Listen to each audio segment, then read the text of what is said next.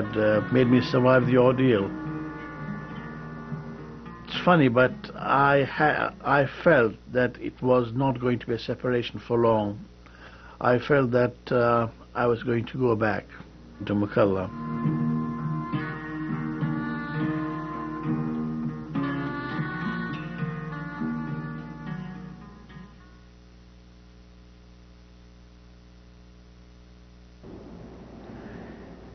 His Royal Highness the Sultan Kaleb bin Awe bin Saleh bin Galeb al-Qa'iti, ruler of Qa'iti state in Hadramut, takes his morning run.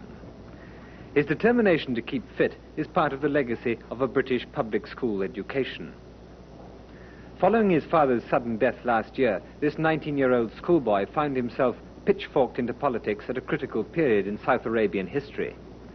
Now on his staying power depends the future of Qa'iti and the welfare of his subjects. Qa'iti has a population of 400,000 scattered over an area bigger than England and Wales. Since all but 1% of the country is desert, a high proportion of the population lives here in Makalla, the capital. Hadhramaut, it was a very prosperous country once upon a time because it lay astride the all-important east-west commercial overland routes. Along the Luna Hills runs the incense road of the ancient world. Along here came the caravans bringing frankincense from Africa, pearls from Ceylon, ivory and ostrich plumes. There was hardly an altar in the Roman Empire that did not owe its fragrance to the camel tears of the Hadhramaut. The Qa'yiti, which is my family or my tribe, from their highlands on the fringes of Yemen proper during 1117 Hijri, which corresponds roughly with 1705, I believe. And they managed to remove the Yemeni presence from Hadhramaut and were invited to settle down and police the region. Along the road, great empires rose and declined. People fought each other for control of the trade route. Arab traders had seen British colonial rule at first hand and prompted their local sultans to ask the British to come in and help to keep the peace. They were designed to last, as one of them puts it, till the raven's wings grow white. My grandfather, with the support of the senior Sayyids and elders of the region, decided to have a closer relationship with the British in order to benefit from their advice and technical expertise, financial aid and so on. And he signed what was known as the Treaty of Advice, according to which he had to agree to whatever British advice was offered to him as in his best interests. With the and this of course did not apply to the Islamic tenets of the Islamic faith, but in political matters and so on. Qa'iti is pitifully dependent on the little aid which he gets from Britain. What have the British done for Qa'iti? What do the children of the Eastern Protectorate learn at school about their British protectors? Well, they learn that the British came here at the end of the last century to make sure that no other power came here. Soon they may learn that the British left after 80 years, leaving a nasty smell behind them. Between the coming and the going, there is little for them to learn. This is the boys from Bedouin school parading, assemble for a parade. It's amazing. Very, very good. Very bright, intelligent, everything. And this is me on a tour in Shibam making speeches. And this is me inspecting the troops there. And I was treated always like a grown-up, which is amusing because of my rank as the heir, So I was treated as a grown-up. And I took it very, very seriously. This is me making my coronation speech. I had written it myself. I had made it a point to tell them, to address myself to the people in a very straightforward manner, telling especially the Bedouins that they had been neglected, and I intended to devote greater attention to their needs and requirements, to bring them, to make up for lost time. And by this simple statement, I believe I had won over their loyalty to me. What proportion these Bedouin tribesmen make of the total population is not clear because there's never been a census. They certainly account for a high proportion of the Sultan's headaches. Every day for 4 or 5 hours, Sultan Ghalib is at home to his subjects.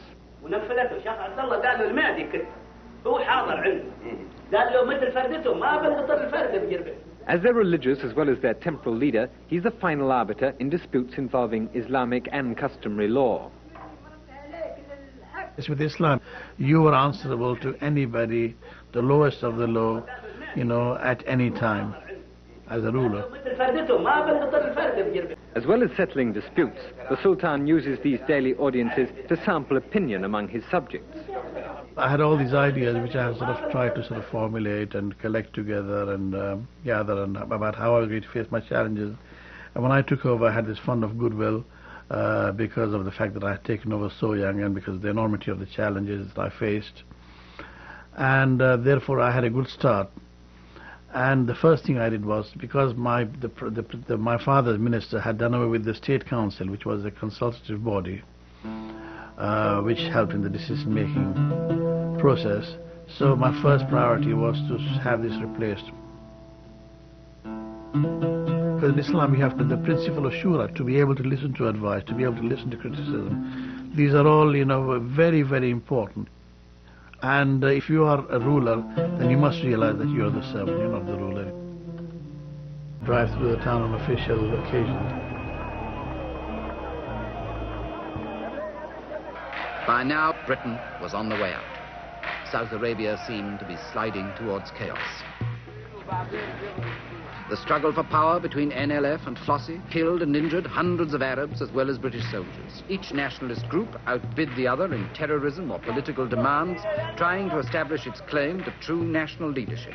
And while the sheikhs saw their positions steadily eroded as the day approached when their ancient British protection would disappear, the federal government of sheikhs was essentially a ramshackle rule by committee. The British were very keen to have us join the Federation as well, but we were opposing it on the grounds that the United Nations had passed resolutions concerning the future of this area, which called for a referendum. I feel that the people should decide, and we are in the process of electing a National Assembly, which I hope will decide this for me. But the choices, as one sees, are that we can either join up with the Republic of the Yemen or Saudi Arabia, or we can, and either we can stay on our own, or we can form a federation of the 3 eastern states, of the Hadhramaut. For the first time in the history of Hadhramaut, that all the tribal chiefs had got together under the same roof, and this was a result of my speech and the goodwill that my coronation speech had generated. And with their backing, I felt I could do anything, because they represent the majority and they were with me. Yeah. The British were trying very hard to do something that went against the grain of the people, even though it was in our interests. They were willing to spend money on it, bribe us, do anything we wanted. Now, they had committed themselves before the United Nations to give this area independence as soon as possible and leave it in a unified form with a good government. They wanted to leave a good record behind, but forces were working against that. And they were asking us to join this, and I did not want to, because first of all, my people, for example, did not want to join the Federation. In the matter of joining the Federation, it looks very much as though you haven't been given very much choice by Britain. Do you feel badly about this? Well, we all feel very bitter about it, because we had stood with the British. We were one of the first states ever to establish good relations with them on a high level, and we've always, we've hardly ever troubled them, you see, unlike the Western Indian Protectorate states. And we feel that we are just being badly treated for all our faith that we had in the British. I had to argue with myself, whether I obey the British, as ultimate lords and masters, or side with my people. the British were going to withdraw sooner or later. I had to sort of come to terms with the people, with my people, and to be accountable to them. Therefore, I thought this was in the best interest that we remain aloof and we could join with anybody we wanted in the future. Now, the British had a golden chance of making the Federation work by not announcing the date of independence or even agreeing to delay it until order was restored.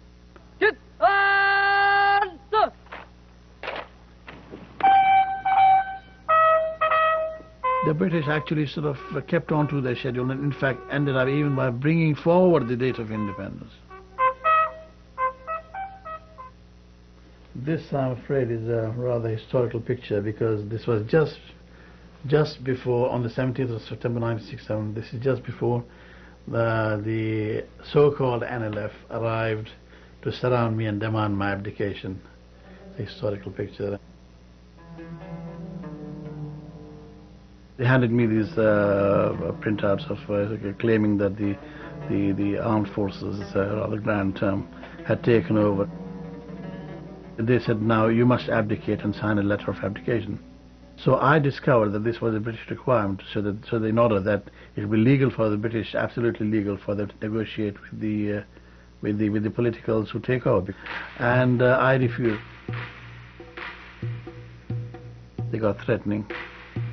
They said, all right, we'll give you half an hour to sign, otherwise I just played, I was not afraid. It was very funny. It's when you're faced with death like that, when it's sudden, you don't get frightened. It's only when you've played it out in your mind beforehand that you started fearing. But if it happens, if you come face to face with death just like this suddenly, and haven't had time to think, you become quite sort of, it doesn't sink in. In the end, they pleaded, would you like to give a message to the people? I said, okay, yes, I'd like to do that. I said, please, I'd like you to settle your affairs amongst yourselves as your brothers and not have any kind of bloodshed on my account.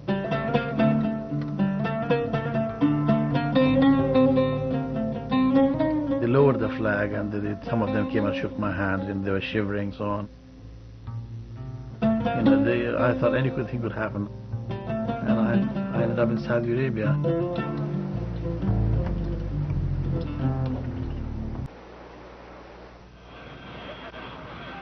I went back to Hadhramaut in 1996. It was a dream come true. It was like writing the final line in my autobiography. The head of the Socialist Party met me very warmly at Sana'a airport, and when we arrived in Makalla, there was a whole group of people who had asked for permission to line up to receive me, you see. People had come from all the neighboring villages and spent the night outside in the cold, outside the airport, just in order to be able to say welcome to me.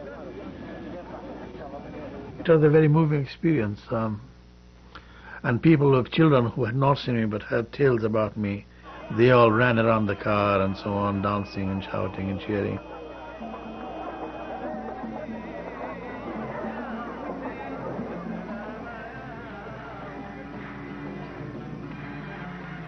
You realize that you are here because of a divine scheme, a divine ordainment of things. And this was the role I was allotted to play.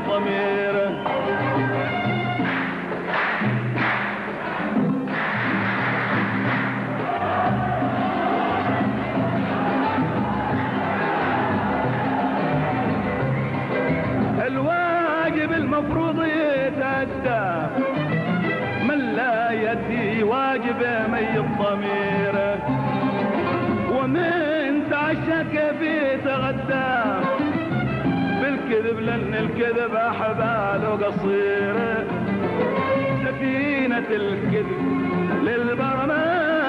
19 ودي يا ودي السلام يا الكذب للبرمات ودي يا ودي بالسلام يا ودي. الواجب المفروض يتأدى من لا يدي واجبه مي الضمير، ومن تعشك في تغدى بالكذب لأن الكذب أحباله قصيرة. سفينة الكذب للبرمات ودي يا ودي بالسلام يا ودي. سفينة الكذب للبرمات ودي يا ودي بالسلام.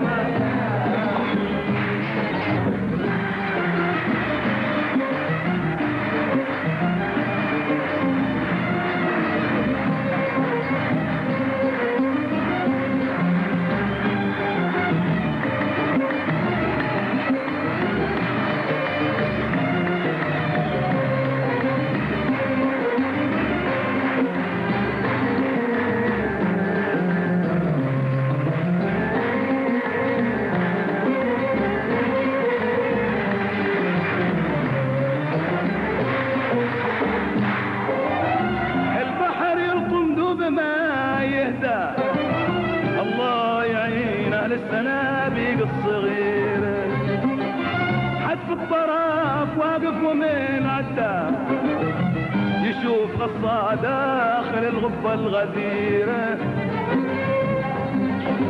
اللي يسكن العمر حتى ما نبا يعدي يا ودي بالسلام يا ودي. اللي يتقل العمر حتى ما نبا يعدي